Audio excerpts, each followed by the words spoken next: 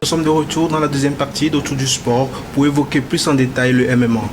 En plateau avec moi, deux invités, Monsieur Eric Fabre, fondateur du Fabre Nation MMA. Bonjour Monsieur Eric et merci de nous faire l'amitié d'être avec nous. Bonjour. À ma gauche, Monsieur Ibrahim Faye, vous êtes cofondateur de la Ligue et également diffuseur des grands événements de la MMA. Bonjour Monsieur Ibrahim. Bonjour.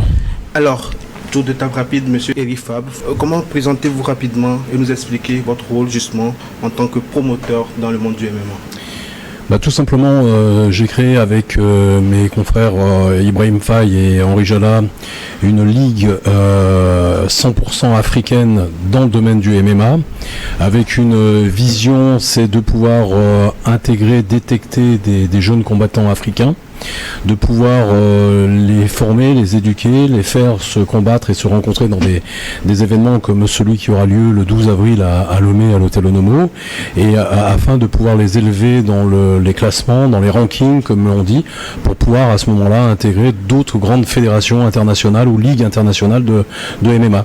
Avant d'évoquer la compétition qui aura lieu à Lomé très prochainement, dites-nous, Monsieur Faye, vous qui avez vu le MMA évoluer au fil des temps, et à la fois en termes de popularité, de perception, comment trouvez-vous aujourd'hui ce sport?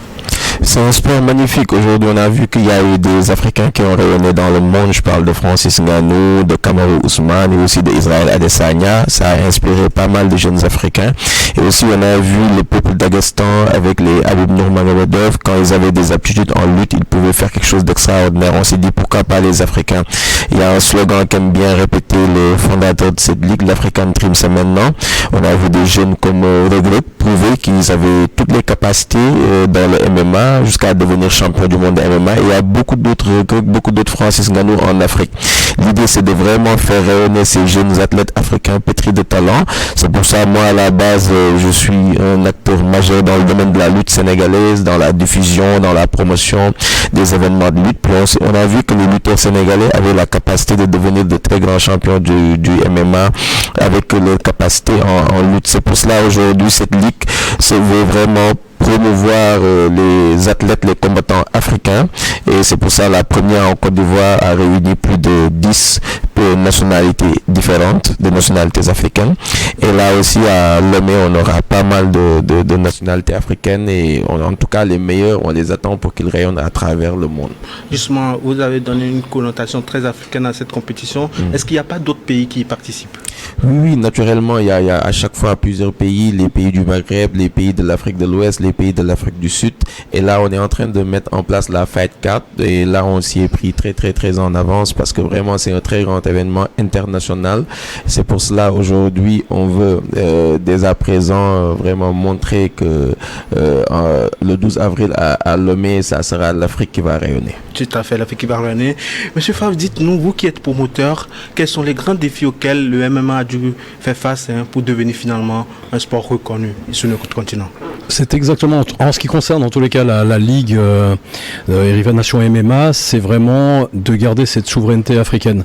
C'est-à-dire que ce que l'on souhaite à travers cette Ligue, c'est d'être dédié vraiment pour les jeunes combattants africains, vraiment de pouvoir les aider à grandir, à s'entraîner, à devenir des grands champions.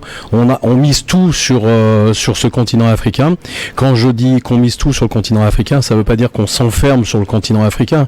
On veut fabriquer des champions champions ici en Afrique pour qu'ils aillent porter les couleurs et les valeurs de l'Afrique à l'extérieur. Et non pas avoir aujourd'hui des jeunes talents qui partent s'entraîner à l'international et ils reviennent avec une espèce de mixicité. On ne sait plus s'ils sont africains ou américains, européens ou africains. Et c'est un petit peu ce qu'on revendique aujourd'hui, c'est d'être installé ici en Afrique de l'Ouest, puisqu'on est présent au Sénégal, en Côte d'Ivoire. Aujourd'hui, une volonté de s'implanter ici au Togo.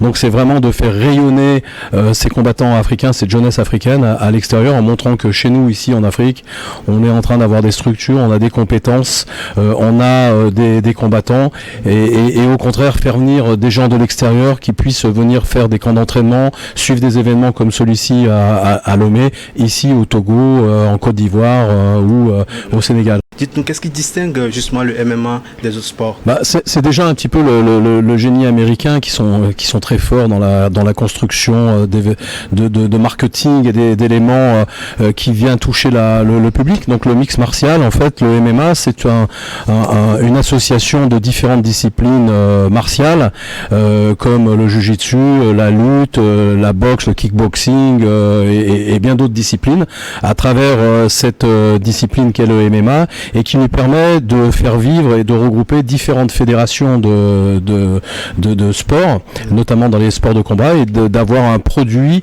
qui est le MMA et qui apporte aujourd'hui beaucoup de satisfaction, parce qu'on a beaucoup de gens qui s'intéressent à ce sport, et on en parlait hors plateau. Aujourd'hui, on voit en Afrique les gens qui se connectent à 2h du matin, à 3h du matin pour suivre tous les événements internationaux.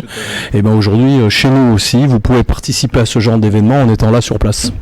Alors, Monsieur Faye, vous êtes sur le continent, vous organisez des grands événements. Dites-nous, pensez-vous réellement que grâce au MMA, ou bien le MMA pourrait être un levier, un justement de changement social, notamment pour les enfants des quartiers défavorisés en Afrique? Effectivement, on l'a vu avec l'exemple de Francis Ngannou, l'exemple de Omar Khan Regrec, et même l'exemple de ces nouvelles pépites de la Ligue Eric Favre Nation MMA. C'était des jeunes aujourd'hui qui peinaient à joindre les deux bouts, mais maintenant avec la régularité des combats, ils commencent à avoir un très bon cachet. Puis c'est quelque chose de nouveau, c'est un business. Vous savez, il y a des sports très pro et aussi vraiment très institutionnels qui parfois ne génèrent pas beaucoup de revenus, qui sont des sports plutôt, tu vas pour représenter un pays. Et là, tu gagnes une médaille, une coupe, mais après la prime, tu peines à recevoir ta prime. Ouais. Mais là, dans les MMA, c'est assez différent. On est un peu dans le mindset de la boxe, dans le mindset des sports qui génèrent beaucoup de revenus. Et là, on a vu que récemment, avec les différents champions qu'on a eu, là, ils commencent à bien gagner leur vie. Et ce qui est important, c'est qu'aujourd'hui, on sort un peu des différents sports traditionnels.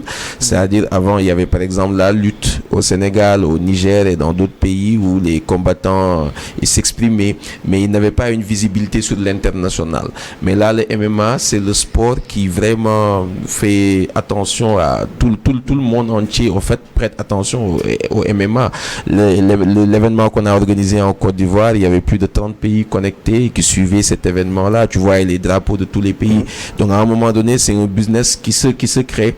Et le fait que les gens puissent payer pour avoir les droits, c'est comme le football.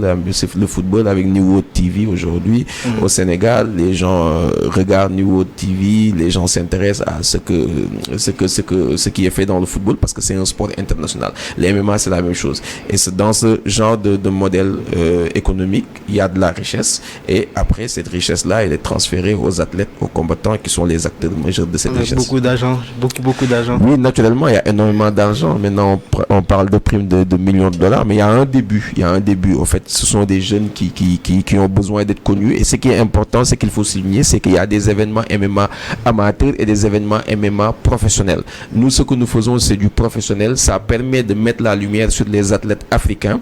Parce que s'ils font 2 combats ou 3 combats, 3 victoires, demain, on peut envisager à ce qu'ils partent dans d'autres ligues, avoir plus d'expérience, ou bien même qu'ils restent dans cette ligue-là et que cette ligue grandisse et que cette ligue intéresse même les pays. D'autre part, pour la première fois, en fait, les projecteurs seront enfin tournés vers l'Afrique au lieu du contraire. Nous regardons des événements à 3 heures du matin, des événements aux États-Unis, mais cette fois, c'est eux qui vont se réveiller à 3 heures du matin pour nous suivre. On l'a bien compris, priorité aux athlètes africains. Dites-nous, comment êtes-vous arrivé justement à convaincre les lutteurs sénégalais de renom de faire le premier pas justement dans le MMA professionnel? C'est normal parce qu'ils veulent tous aujourd'hui devenir des stars. Ils ont vu qu'aujourd'hui avec le MMA, tu n'es plus une star d'un pays comme le Sénégal ou la Gambie ou bien le Togo. Tu deviens une star planétaire, une star internationale. On a tous vu l'accueil de Reug venu de la Thaïlande, couronné champion du monde. C'était pas une route normale où en général on fait 20 minutes pour arriver et ça nous a pris plus de 3 heures, 4 heures de temps en chemin. Donc tellement il y avait les foules qui étaient en liesse. Donc aujourd'hui c'est de l'espoir au-delà des raisons financières. Emmanuel Adebayor, c'est quelqu'un de connu de façon internationale. Donc ces lutteurs-là, aujourd'hui, ils veulent aussi montrer que ce sont des stars, ce sont des champions. Ils veulent faire rêver toute une nation. Tout à fait. Monsieur Favre, quels sont vos projets et vos objectifs principaux pour le développement justement du MMA dans les prochaines années? Nos projets donc, dans le MMA sont en plusieurs phases. Il y a donc la partie événementielle, donc on vient de parler. Donc on a fait le 30 novembre à Abidjan, le 12 avril donc à Lomé, on sera de nouveau à Abidjan le 17 mai, probablement à Yamoussoukro au mois de juillet, on a la Guinée, le Burkina Faso, on vise pouvoir faire ces événements, mais au-delà de ces événements, en parallèle on monte des structures d'entraînement, comme aujourd'hui Henri Jala au niveau national, pour pouvoir les rendre plus visibles au niveau international, pour pouvoir justement réceptionner aussi des athlètes extérieurs qui viendront s'entraîner avec les athlètes locaux. Donc ces structures existent aujourd'hui. On a une grosse structure aujourd'hui d'entraînement à Abidjan, une à Conakry. Je vais très probablement ouvrir là d'ici le mois de juin à Dakar. Et au Togo, on est en partenariat. Et donc c'est de monter des structures, amener des compétences et des structures où les gens peuvent venir s'entraîner. Donc c'est pas simplement des événements, parce que là on resterait sur une partie purement médiatique. Ce qui est important, c'est que ces jeunes combattants puissent être formés, entraînés et leur donner un cursus qui leur permettra aussi de développer soit leur performance à travers les championnats ou des métiers de coach, d'entraîneur. Il y a beaucoup de débouchés dans le métier des sports et qui méritent d'être développés. Et quand on a une expérience, qu'on est devenu champion et qu'on a une expérience, après on peut la partager et la transmettre. Tout à fait. Cet été, je suppose que vous avez suivi les JO de Paris. Bien sûr. Avec la foule qu'elle a entraîné, le monde, les téléspectateurs, tout. Est-ce que vous avez la conviction aujourd'hui que le MMA pourrait à terme devenir une discipline olympique? Alors, quand on est à un niveau olympique, moi, avec beaucoup d'humilité, j'essaye de faire ce que je sais faire à mon niveau. Quand on arrive au niveau des JO, c'est un niveau un peu plus politique et autres. Et je ne sais pas si un jour ou l'autre arrivera à le MMA, mais vu les masses et l'intérêt que le MMA représente au niveau du public, il y a de fortes probabilités que le MMA arrive un jour dans les JO. Mais j'ai pas suffisamment de recul et de compétences à ce niveau-là pour donner un avis éclairé. La seule chose que je peux faire, c'est donner notre motivation que l'on a à développer le MMA au sein du continent africain. Tout à fait. Monsieur Faye, vous êtes actif sur le continent, je ne saurais le répéter. Dites-nous, quelle est la vision pour le futur des combattants après leur carrière? C'est très important parce qu'aujourd'hui nous travaillons pas seulement avec les combattants, comme l'a dit Monsieur Favre, sur l'aspect événementiel, organisation d'événements. Nous tenons aussi à les préparer psychologiquement et aussi à les préparer de façon professionnelle. Les athlètes par exemple qui ont été signés dans la ligue de Eric Favre Nation MMA, nous avons aujourd'hui la responsabilité de gérer leurs réseaux sociaux, de gérer leur style d'habillement, leur style vestimentaire et tout. Donc on leur procure du textile, des équipements pour qu'ils s'entraînent, on contribue à leur formation dans des salles d'entraînement, mais aussi surtout la gestion de leurs des droits d'image en fait, et même aller jusqu'à la création de profils sociaux. Tout ça aujourd'hui c'est pour préparer la transition après la carrière, parce que ce qui est très important pour un athlète, c'est de gagner des combats, mais aussi de bien gagner sa vie. En fait, c'est très important aujourd'hui que l'athlète puisse prendre soin de son image. Et là, ce qui est important aussi, aussi de préciser, c'est que le MMA contribue à éduquer des jeunes des quartiers aujourd'hui qu'on récupère, qui n'avaient pas forcément qui n'ont pas forcément réussi dans les études, qui n'ont pas forcément un métier, mais là le fait de les réorienter dans le MMA, ça leur permet, ça leur donne une nouvelle chance, une seconde chance de réinsertion par rapport à la... Justement, est-ce que des initiatives pour leur reconversion sont-elles mises en place? Si, effectivement. Aujourd'hui, nous détectons, nous contribuons à la formation, comme l'a dit Monsieur Favre.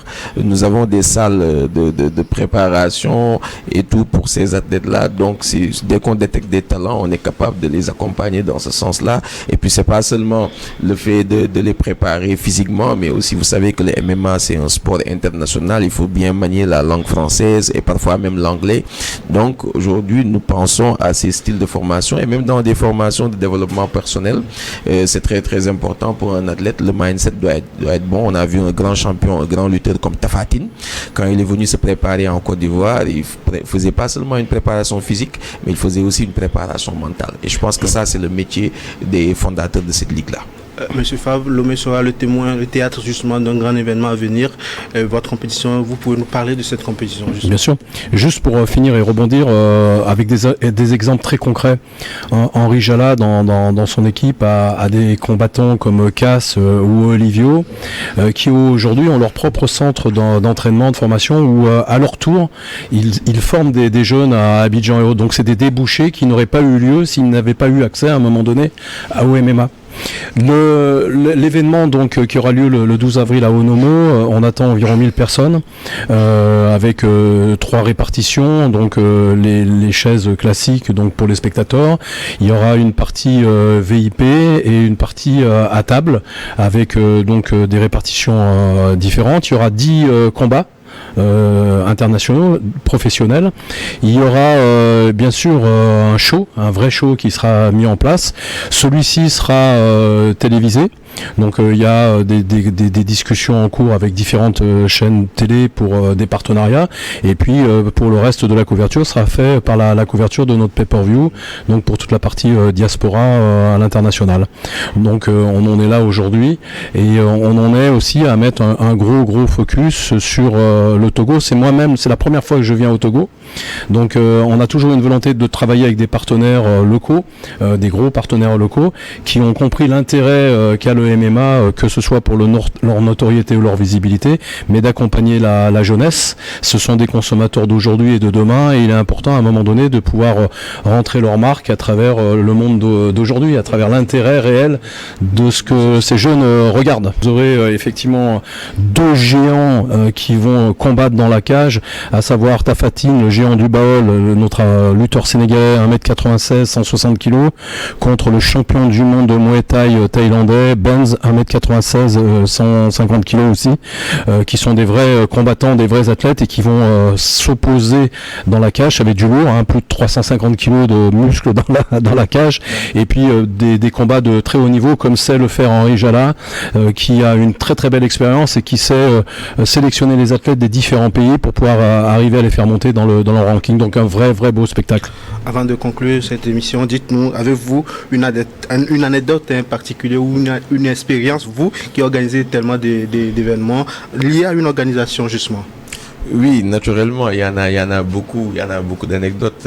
Parfois, tu vois des athlètes qui viennent dans la cage pour la première fois et qui aujourd'hui pensent que le MMA c'est quelque chose de facile, quelque chose où moi je viens de la lutte, je peux m'imposer dans le MMA, ou bien je viens du jiu-jitsu, et tu vois un gameplay qui est extraordinaire parfois par rapport à ton adversaire. Et après, le plus rigolo, c'est que quand tu retrouves les athlètes après le combat dans les vestiaires, c'est quelque chose d'extraordinaire. Tu les vois avant, le mindset d'avant combat et le mindset d'après combat, ils savent que c'est pas du jeu. Il faut bien se préparer, bien se battre, et aujourd'hui avoir un très bon game plan, avoir un très très bon staff, parce qu'après tout c'est quelque chose de très très professionnel. C'est pas une bagarre de rue. Le MMA c'est professionnel, c'est pas une bagarre de rue. Ça, il faut insister là-dessus, parce que les gens parfois, comment ils pratiquaient le MMA au début, ils pensaient que c'était quelque chose pour les caïds et tout, mais non, c'est quelque chose, c'est un sport vraiment noble, technique et professionnel. Merci beaucoup Ibrahim Faye d'être passé autour du sport. On le rappelle, vous êtes cofondateur de la Ligue et diffuseur des grands événements de la MMA. Alors Monsieur Favre, pour vous terminer, un mot. de la fin peut-être? Ce que je dis tout le temps, l'African Dream, c'est maintenant. Très heureux d'être ici au Togo. On essaie de faire les choses avec passion, avec cœur, et de partager ça avec tous les acteurs ici au Togo. On le rappelle, vous êtes fondateur de Eric Fabre Nation MMA. Merci d'être passé. Merci. Merci de nous avoir suivis. Rendez-vous la semaine prochaine pour un nouveau numéro d'Autour du Sport.